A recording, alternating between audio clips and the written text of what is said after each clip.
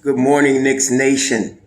Today is actually Thursday, the 7th of April, 2020. I hope you're all healthy and fine today.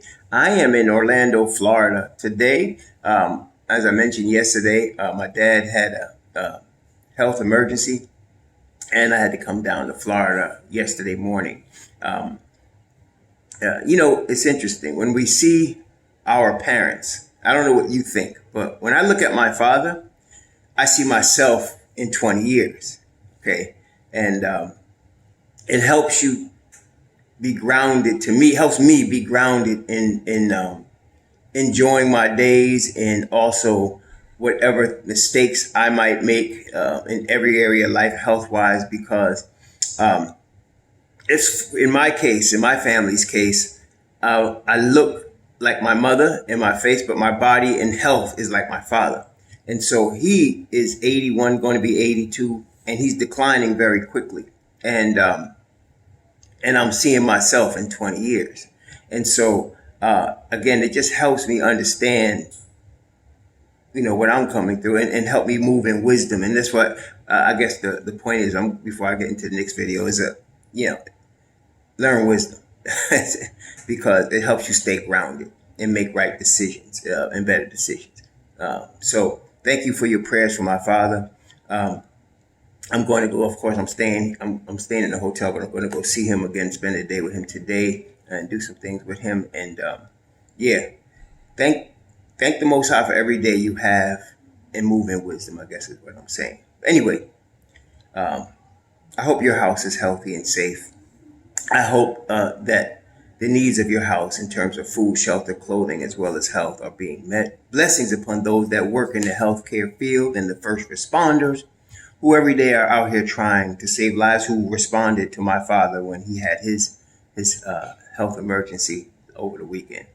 And thankful for those that pick up garbage for us and keep streets and sidewalks clean, and those that make deliveries for our convenience, and double blessings on the men and women that are trying to rescue the victims of child molestation and pedophilia, the victims of pornography and child pornography, the victims of prostitution and child prostitution, along with sex slavery and human trafficking going on a daily basis, and double curses on the perpetrators, the perverts, and the profiteers who are out here trying to make a dollar off the suffering of innocents.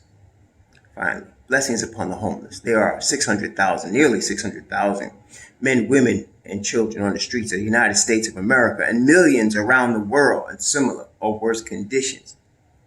Blessings upon them, for theirs is the kingdom. There was a basketball game last night. Today, before I want to tell you, you're going to see the thumbnail. It's going to be Ochai Agbaji as a prospect for the New York Knicks.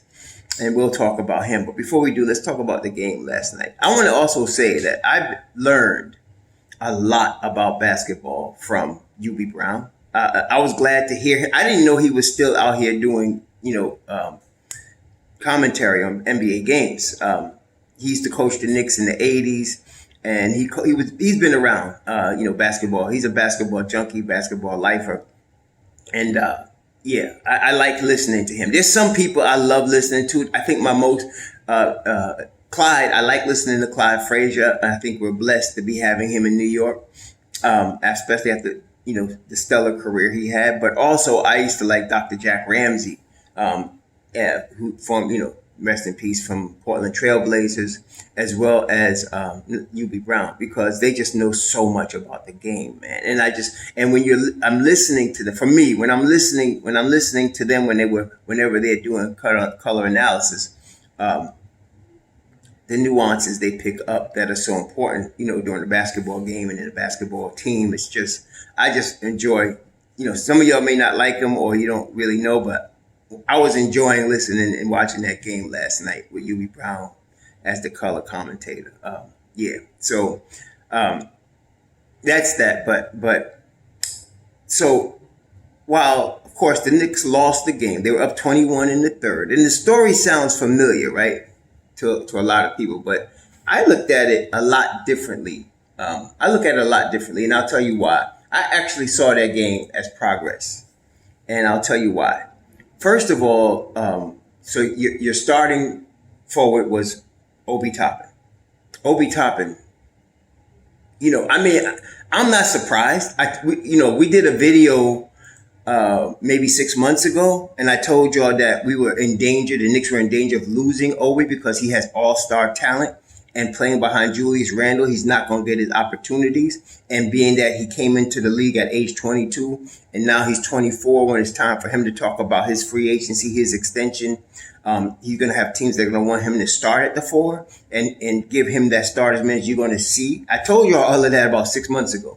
And so everything I'm seeing now, I'm not surprised. And he's going to get better. That's the thing. And we're going to talk about, as I said, I want to talk about Ochai Agbaji. And one of the cautions about drafting a guy that's older is that you're concerned if there's upside left, if there's any upside left. Because you have to understand, NBA is the best league, best basketball in the world. There's nobody even close to the NBA. Some of y'all look at college players and you see them do certain things very well, and you're just assuming they're going to be able to play in the NBA. And I'm telling you, you can't just do it like that. When you're in the NBA, you're playing against the big boys. Everybody could play, okay? It's not college, it's not. So it's a different game. And so that not everybody that goes off in college can go off in the NBA. There's been a lot of college guys that look really good on Division I basketball, which is a high level of basketball now, but it's not the NBA. And so last night, we saw Obi Toppin show some aspects of his game that were there. He just needs the minutes, okay? There was the usual frustration with Tom, so quickly shoots air ball from the 3, no problem. I don't know what Deuce did. He came in the game, he ran down the court a couple of times. Tom yelled at him like he was out of control and then took him out and then played Alec Burks 40-something minutes or whatever. So, but I'm so used to that, I was like, okay, whatever. Because honestly, this is Thibodeau, really is. And like I said, I keep thinking back to Jimmy Butler. And he was doing the same thing with Jimmy Butler in his rookie year. Believe it or not, he was. I mean, when I saw Jimmy Butler when he came out of Marquette, he was like 22 when he came out of Marquette, 22 years old. And so Tom would do the same thing with him. He was playing 8.5 minutes a game his rookie year and yelling at him and, tripping, And now look at what you have in Jimmy Butler. So I'm not going to trip too much because this is par for the course with Tom Thibodeau. But what made me hopeful, what I liked, so you got Jericho Sims, Obi Toppin, R.J. Barrett, Miles McBride, Emmanuel Quickley. Okay, so you got 5 young guys, playing good minutes, except for McBride. McBride was really in the rotation last night. Tom really went 7 deep last night, which drives me crazy when he doesn't have to. He could have used McBride more just for the minute's sake. But anyway, because I think these guys were tired. Barrett was 45 minutes last night. Burks was 38 minutes last night. Toppin was 43. With the exception of Toppin, I think the rest of them were just playing tired. Okay, period. But they lost the game because they couldn't hit a foul shot. It's not that complicated with that last night. They lost the game because they only shot 58% from the foul line. You cannot win in the NBA. I don't care how good a team you are if you don't hit your foul shots. Okay? But the thing about that is it's correctable. Okay? It's correctable. That's not something that's the end of the world. It would be the end of the world if they were doing it 2 seasons from now, when all of these guys are really pushing playoff basketball. But right now, it's not a big deal. In fact, that's what brings me to my point when I said I'm hopeful about what I'm seeing because of the young guys playing. What you saw last night, for example, Emmanuel Quickley had a horrible game. 1 for 8 from the field, 1 for 6 from 3, 3 for he missed a foul shot. He had 5 assists, and he took some terrible shots. But even though he's the grandson, Thibodeau is not going to just allow him to continue to do that. Over the summer, they're going to work. And I really believe, and see, some of y'all get hooked up in a game like this and you make decisions. Oh, he can't play the point guard. Oh, he can't do this. Oh, I saw one game and he can't play. I mean, come on. No, you got to look at it at a more macro level, not a micro level. All right. So quickly, I saw, in spite of his terrible game, the possibilities for him as our point guard, along with McBride. And so I really felt last summer, and I feel even stronger now, the future rotation of Emmanuel Quickly, Miles McBride, and Joe Kubitis. We don't need to be looking at a point guard. Why waste $80 million on a point guard? I don't see that as being effective. I don't see it as being reasonable. I don't see it as being frugal. I don't see it as being smart. Don't waste $80 million on no point guard. Somebody say, why are you mentioning $80 million? Because that's what Brunson is asking for, $80 million. I would not waste the money. Go with those three guys and D Rose. Okay? Go with those three guys and D Rose. Now, Joe Kubitis, whenever he comes over, he's gonna go through the McBride treatment. The Jimmy Butler, Miles McBride treatment, he got to go through that. He could try to hide it over there in Europe if he want. He's going to end up having to come over here and go through that. So it is what it is, y'all. But if they would have hit their free throws at NBA level, which is about 72%, if they'd have hit their free throws at NBA level last night, they'd have won the game. I don't care what Irving and Durant did at the end. There was mistakes. But what you saw was the growth of youth. It's games like last night that will cause the youth to develop. It's those conditions. A game where the Nets needed this game. This was no end of the season, shut down our players for the playoffs game. They needed this game. You had Kyrie Irving plus Durant and Stephen Curry brother, out there. Seth Curry out there. And so they were not joking around. They wanted this game, and the Knicks were beating them, for 3 quarters. Now, at the end of the game, they let go of the rope. And what's different about this loss, even though it fits the script of a lot of them, there was no Julius Randle here, and they were toe to toe with Kyrie Irving and Kevin Durant. Okay, toe to toe. Okay, for basically 37 minutes. Okay, now they got to play 48 minutes, but that's what you want a young team to do. The problem with Thibodeau is he's expecting development from, Taj Gibson, Alec Burks. He's expecting development from a 100-year-old dude who's been in the NBA for like last century. He's expecting development from them. We got to get better. And there's no more upside. There's no more upside to Julius Randle. There's no more upside to Alec Burks. There's no more upside to these guys that he's depending on. They're at their peak right now. Okay? That's his problem. If he was doing that with these young kids, now you'd see something, because if they started off playing like this, I would guarantee you, if they from training camp, let's say there was no Burks, there was no Fournier, there was no who's the other guy? There was no Burks, no Fournier, no Taj Gibson, and last night we were missing Mitch Rob too. So we're missing Mitch Rob, but then of course the Nets have not had Ben Simmons yet. So, but we were missing Mitch Rob, and that was a big. And Sims did very well last night. But he's not Mitchell Robinson. I'm just going to tell you. But he did very well. He'd be a tremendous backup center. Some of y'all keep asking for a 5 in the draft. Please look at your roster. Please look at your roster. Even if we lose Mitchell Robinson, we do not want a rookie 5. Because, it takes 3 seasons to develop, 4 seasons sometimes to develop a rookie 5 in the NBA. This is the league, y'all. Come on, man. This ain't college. So, no. And there's too many young centers that we could get. Let's say Zion, and I think there's a high probability Zion wants to come to New York. Now you got over there Jackson Hayes and Valanciunas that you could make in a deal. Okay? We talked about Mo Bamba. Christian Wood's going to be available. There's a lot of guys out here that we could look at. Washington Wizards got 2 good centers in Bryant and Gafford. We could get one of them. I'd rather have a guy that has some experience in the NBA. There's no Kareem Abdul-Jabbar's out here. Okay, so, we just need a guy that could play the 5, that could guard the rim, stuff like that. Looking for these rookies, man. No, not at that position. No, we don't need that. Plus, I'm really hoping they just sign Mitch Rob. Just pay him, okay? So that's Leon's problem. But last night, they lost this game, inexperience, missing free throws, right? The Nets came, and this is on time as well, the Nets came down the floor and ran the exact same play 3 times in a row. What is the play? Y'all saw it. You had Durant ending up on the right side corner. They have 4 guards out there. They do a screen to get him on a diagonal into the foul line area. He catches the ball from the strong side, and then he just rises up there over usually a guard who cannot guard him. You're dealing with Kevin Durant, one of the top 3 players on planet Earth, and one of the reasons is when he rises up to shoot his jump shot.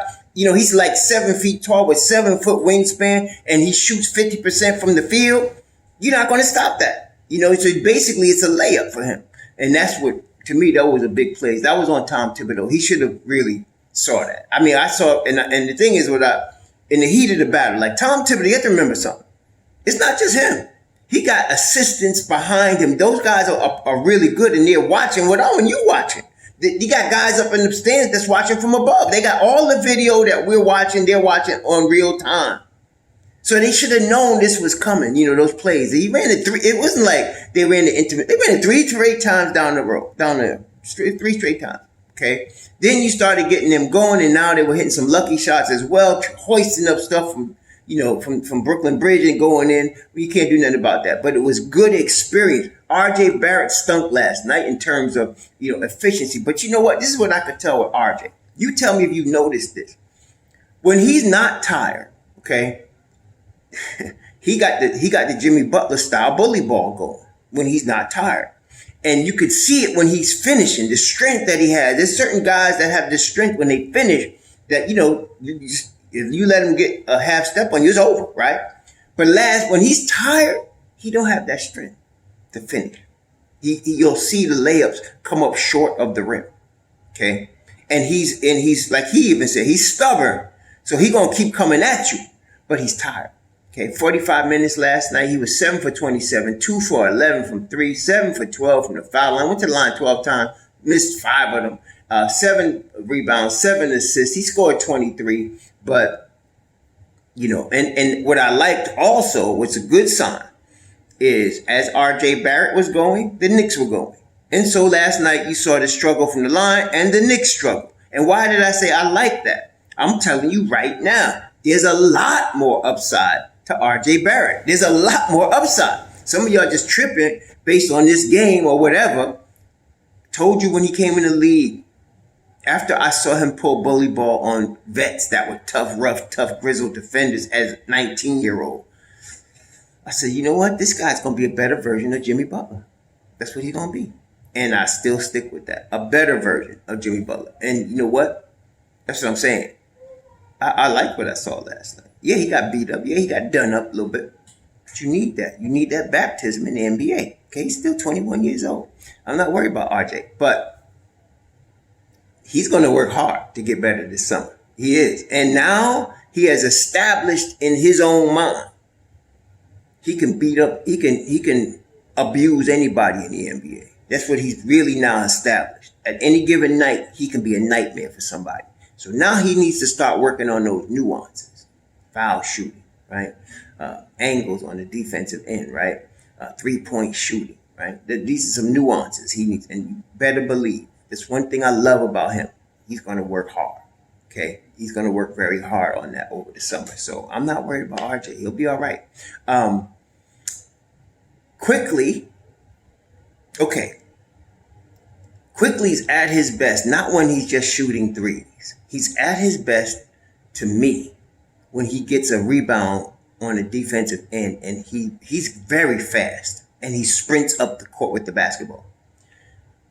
That put tremendous pressure on the defense, okay? Last night, he wasn't doing it as much, and he was forcing bad shots. Now, these are things, it's mental things. It's not like, and again, he's not a natural point guard.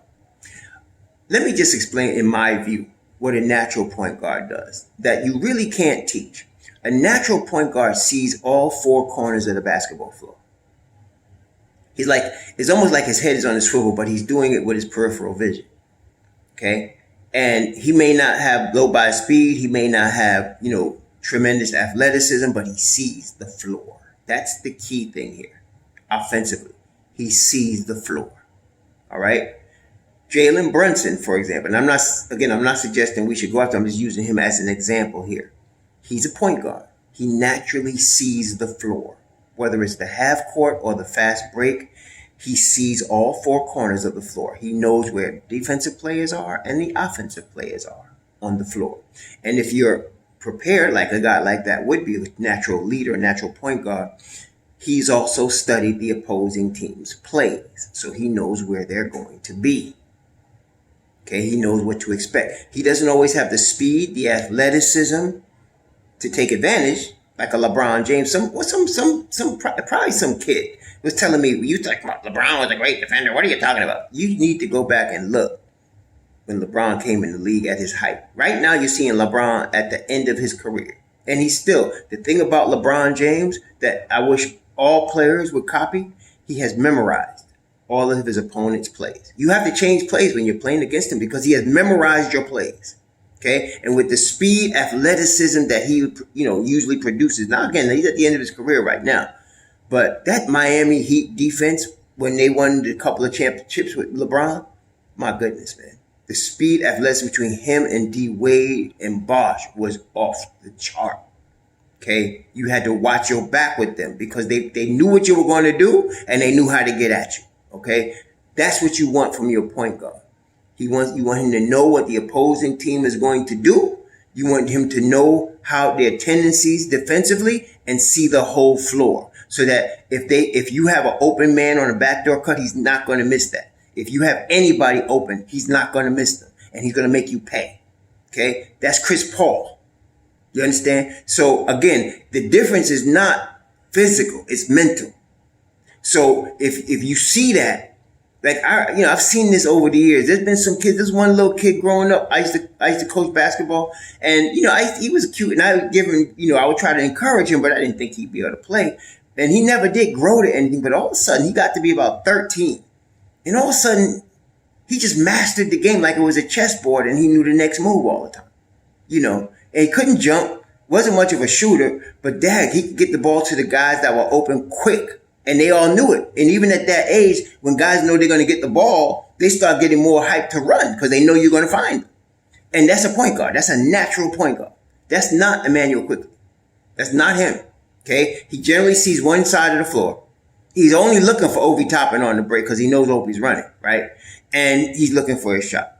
But even with that, I want him more than Burks because there's upside.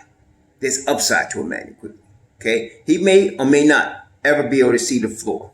I still think he's going to be a combo guard and more of a shooter than a point, but I'll deal with that for now. Whereas Jokic and McBride are real point guards. They're real point guards. The problem right now with McBride is the game in the NBA is way faster than any game in the world. Way faster. And every rookie, needs a season or two for the game to slow down. What do I mean by that? So that they're used to the speed and they're able to make the right decisions at the right split second. It takes time for every rookie to do that. And you'll hear some of them say, in fact, Obi said it recently. They asked him after his last game where he had 20, somebody asked him, how's the game to you? Is it different from your rookie year? And he said, yes. He said, it's really slowing down for me. That means he's able to adjust. He's able to read in advance. He's able to react in the proper time frame. It happens. The hardest two positions to learn in the NBA are the 5 spot and the point guard. And that's the reason. The game is fast. On the 5 spot, Mitchell Robinson had to learn not only to stay on his feet, which he has learned extremely well, but the defensive center is calling out the plays, the defensive plays. He's also got to know what the offense is trying to do, and he's anticipating it, and he's calling out for the players to move in certain positions. Mitchell Robinson wasn't doing that very well until DeAndre Jordan came and was helping him with that, and he has learned that very well. And of course, the point guard is, again, mentioning he's got to see the floor. He's got to know what the plays are, both sides of the ball, your plays and their plays. And he's got to know what their tendencies are on both sides of the ball. McBride he can do that, definitely. But he just needs the game to slow down for him. And that's why I wanted him to get more minutes, especially at the end of this season. Of course, we know Thibodeau ain't doing that, but he can do that. You're going to see him because G League is not as fast as the NBA, so he dominates. But once he's able to see the floor and adjust to the speed. Generally takes a season, maybe two. You're going to see those type of performances on the NBA level from him because that's all that he needs right now. That's it. Okay. And so I'm not worried about him. Quickly has adjusted to the speed, but he's not a point guard. Okay. Joe Kubatis is going to need time to adjust to NBA speed.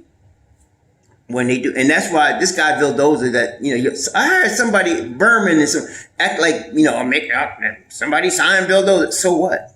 So what? They signed him on the playoff run. So what? Vildoza are like 27. Okay, come on, man. I mean, he is where he is. Okay, he will have trouble with NBA speed. He's gonna be all right, but he's not gonna be no all-star. He wasn't our answer at the point. So what? Milwaukee signed him. Okay, great. Okay. Don't get tripped out because anybody the Knicks had goes to another team. I understand our history. You're having bad flashbacks because we have lost so many good players, but those isn't one of them. Okay. And the reason is, like I said, the NBA speed, this ain't Argentina, y'all. You know what I mean? So, nah. That's why they let him go. We got our point guard situation pretty locked down. I like it. Okay. Now, Ochai Agbaji. You see me smiling, right? Why? You should know right away. Whenever I'm smiling about a college prospect, the number one thing on my list is defense. To me, the Knicks need perimeter defense.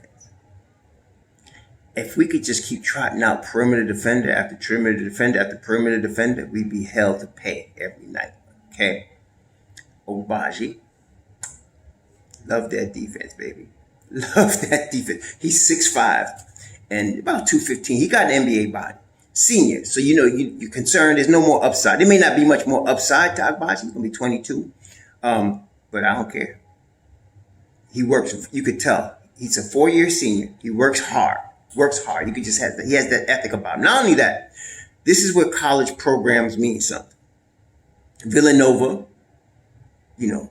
Florida State, Kansas. You know what you're getting when guys come out of these programs. Villanova, you're getting guys that know the game. That coach teaches them to know the game and to, as Larry Brown used to say, and he got that from Dean Smith, play the game the right way. You're getting that when you come out of Villanova. Florida State, the same. Florida State, you're getting length, you're getting athleticism, and you're getting defense. Kansas. If you're coming out of Kansas, you know how to play defense. Even your Josh Jackson, our guy who played at Houston with Calvin Sampson, but he played first with Bill Self in Kansas, Quentin Grimes. Whatever else may be happening, you're getting defense. Okay? So I wanted to see him. He was the most outstanding player of the tournament, but I'm never hyped about that, and I'll tell you why. More outstanding players, more MVPs at NCAA tournaments did not make it to the NBA, didn't have made it. Okay, you could be an outstanding player in a tournament because you just had the tournament of your life, right? Or your hard work paid off for 4 years like he did, and you know how to put it together at the right spot on the big stage. That doesn't mean there's any more upside. That doesn't mean you can play in the NBA. Okay, a lot of guys have been most outstanding players of the Final Four and can't make it in the NBA. In Agbaji's case, the most outstanding player just shows to me what I mentioned. His hard work has paid off. And on the NBA level, I don't see him as a tremendous offensive player. I see him, who he's like? I got too many guys that I've seen. But if you remember Kendall Gill, who used to play for the Charlotte Hornets back in the day and the Chicago Bulls. In fact, he's still an announcer for Chicago Bulls basketball now. He reminds me a lot of Kendall Gill. Athletic, defense, tough, not the greatest shooter. I mean, he shot well. Don't get me wrong. But see, again, shooting in college just gives you an indication. It's not exact science. But the free throw percentage, 74%, that's pretty consistent in his 4 years. He started off his college career shooting 30% from three, and every year it has went up, and this year he's at 41 on 7 attempts. 47, 48% from the field, very efficient. This is hard work. But what I love is his perimeter defense. He's 6'10" wingspan, and you'd almost think it was 7 feet the way he uses it. I mean, he uses it to his effect. There's some guys with 7-foot wingspan, you wouldn't know they had 7-foot wingspan because they don't use it. He uses his length. He really does. And so I love him as a perimeter defender. We talked about Dyson Daniels in the last video. Now, the difference is this guy's 22, Dyson Daniels 19. So you know Dyson Daniels got a lot more upside. He's going to I think he spend another year in the G League and learn how to shoot, work with a shooting coach. This summer worked really hard in his shooting. I said he floats a lot and he drifts a lot on his jump shot. I feel like he's going to get better. Dyson Daniels, nice future in the NBA, tremendous size at 6'6", and he looked like he also have, close to 7-foot wingspan. But this guy, Agbaji, I'm sorry, Ochai Agbaji, this kid is ready to play now because he's more mature. Not that I'm not saying Dyson Daniels is immature. When I say more mature, it's like one's a seedling that's going to grow into a tree and one's already grown. This kid is ready to play defense on the NBA level. Offensively, I don't know. I mean, he might be okay. He might end up being adequate or more than adequate. You saw him go off, killing them on threes, but that's college. Okay. He could do good in the NBA. I'm not saying he won't. But to me, the reason I want him is that perimeter defense. That's why I want him. You add him to Grimes and Deuce and Cam. I love the perimeter defense because to me, that's been for a minute now. It's been the Knicks' Achilles heel, perimeter defense, allowing people to get into the lane. And with a Tom Thibodeau, the problem is that when he pegs somebody that he likes, like a Quickly or Elfrid Payton, he's not going to take him out the game. He's going to play him. That's a problem. But if you got all young dudes that can play perimeter defense, no matter who he decides is his pet, they were all going to be playing. I mean, they can play at a high level on perimeter defense. I like Agbaji. And I like him above, at the spot that we're picking, which is going to be in that 12th spot. I like him above Dyson Daniels because of that. Because Dyson Daniels is going to be good. Don't get me wrong. I just don't think he's going to get a lot of time at first. Defense will get you on the floor, and I like that about him, but he's young. Tom Thibodeau has no patience. I mean, zero for young players. He really doesn't. Okay, unless he just out of the blue decides on an Emmanuel Quickly to be his guy, which is very rare. Emmanuel Quickly has played more in his first 2 years than any player that Tom Thibodeau had at a guard position over the first 2 years. Than any guy that he has had, over the first 2 years. So he's an exception rather than the rule. McBride is more of the rule with Thibodeau. So, and by the way, the reason I keep mentioning Thibodeau is because we got news from one of the three wise men, Wojnarowski. Thibodeau's back next year. They picked up the option on his 5-year contract last year. So he's going to be here. So the only hope we have for a real improvement, which I am very confident about, is Leon Rose making the right moves this summer. If he dumps these veterans and makes Tom whip these young dudes into NBA playoff talent, we'll be in good shape. If he starts doing this, let's replace these veterans with these vets, we're going to have a problem. But I think it's going to be the former. And I can see, I'm telling you, Zion Williamson wants New York. I think he does. I really think he does. It's going to be very interesting how he handles his extension. Because that's going to tell you everything. If he signs an extension, then we're not getting it. If he doesn't sign an extension and decides to take the qualifying offer, we're getting Zion Williamson. We're getting him. I'm telling you right now. And I like that idea. Okay? Yeah, I like that idea. Why do I say that? Y'all remember when they was at Duke and he tore up his sneakers? Remember he tore up his sneakers? The sneakers were disintegrated. Remember that? And then he signed a big sneaker deal. That made him money. He signed a big sneaker deal before he played one game. I think he signed a $100 million sneaker deal. So, if he was to stop playing right now, okay, he would have made a minimum of $140 million. $100 million from the sneakers, and it's a minimum for him being the number one pick of $40 million over his 4 years. Okay, so that's $140 million. So the money is not the important thing. He made his money. Okay, he's already made it. How many guys you know in their first 2 years, 3 years, made $140 million already? Not that many, man. Not that many. So he's already said. So it's not the money. You can't tell him, we can offer you more money than the Knicks. He don't care. That's not okay. And the marketing doesn't matter in this day and age because it's worldwide, global. Marketing is global, right? He's gonna make more money being attractive to China than anything in the United States. If you got him a sneaker deal, and she does, and you get it to the Chinese, their middle class gets him, millions of dollars. Okay, so that's not the.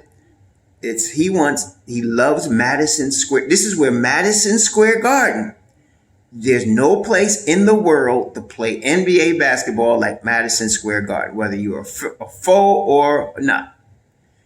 It's RJ Barrett and Cam Reddish being on the team.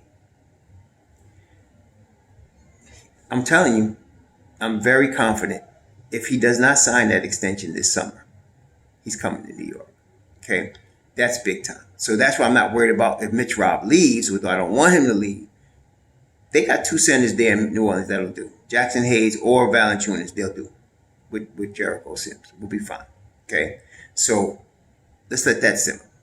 So I like Ochai Agbaji at the spot in the draft we're talking about. He's at 19. He's right there with E.J. Liddell. I love E.J. Liddell too. Two hard-working kids that will, what you're getting when they come into the league. You're not going to be disappointed at his defense. You're not going to be disappointed at their effort. These two kids are going to come in hungry, ready to play. I like that. Somebody keeps throwing this guy Sochan at me. I looked at him. I wasn't. Put it this way. Some of you take this too personal. I'm not saying Sochan can't play. I'm going to look at him again. I'm not saying he can't play. I'm just saying in the draft positions that the Knicks are in, there are other guys I'd rather have. So I'm not saying Dyson Daniels can't play, right? Obviously. But if you're telling me Benedict Mathurin is available, who am I taking? You understand? I'm taking Mathurin. Right? If I'm in the top 10 and you're telling me I could get Keegan Murray, I could get AJ Griffin, I could get a Jaden Ivey, Apollo Banchero, I'm not even looking at Ochai Agbaji. I don't care about EJ Liddell in that scenario. You understand? And so depending on the position, that's what I'm saying to you. When I look at drafts, I have a stack of guys in order. And whoever is at that spot where I'm picking, it's not a brain. You just pick him. That's it. So I have 10 guys that I got. And let's say, 6 of them are gone and I happen to be at a spot where I'm picking and that 7th guy is there. I'll just pick him because I've already ranked them. I know what I want.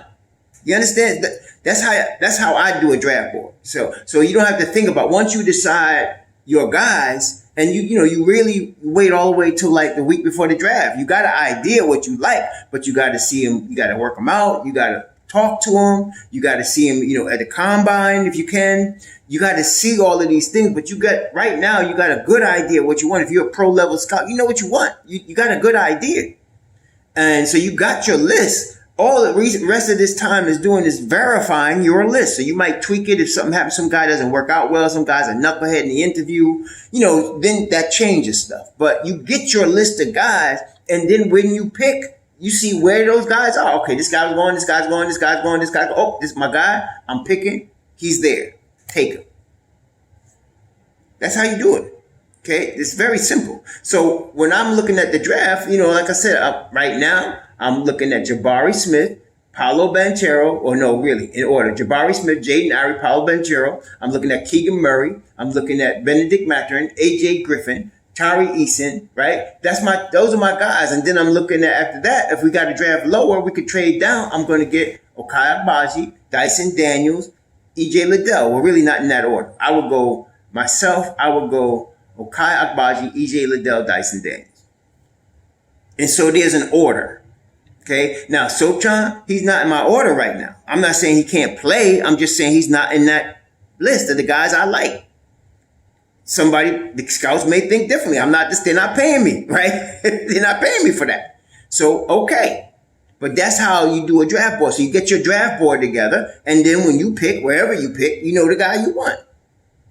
Okay, now I'm going to take another look at Sochan because a few of y'all have been coming at me hard like I'm abusing him because I don't have him on. You need to calm down. Anyway, I'll look at him. I'll look at him again. All right?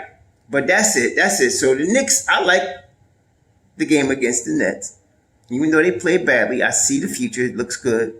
I like Ochai Agbaji, defensive perimeter guy. Love that. Yeah. So please be safe out there. Have a nice Thursday. Shalom.